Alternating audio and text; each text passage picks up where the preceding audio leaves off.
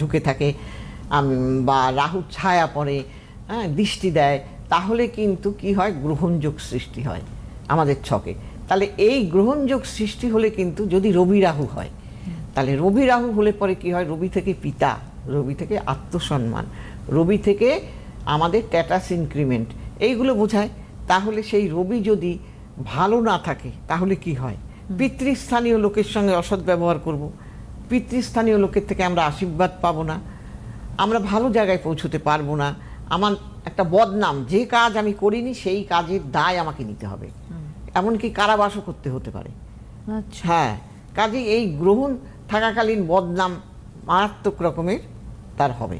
তাহলে এই জিনিসগুলোকে তো আমাদের ঠিক রাখা দরকার।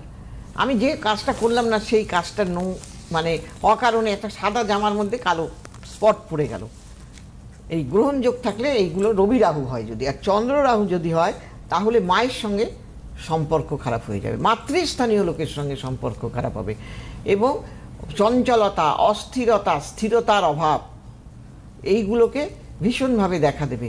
কাজেই সেই জন্য এইগুলোকে ঠিক রাখা দরকার। একদমই। তো একজন বন্ধু রয়েছেন, আমরা দেখে নেবো। Hello, hello. হ্যাঁ নমস্কার, কে বলছেন?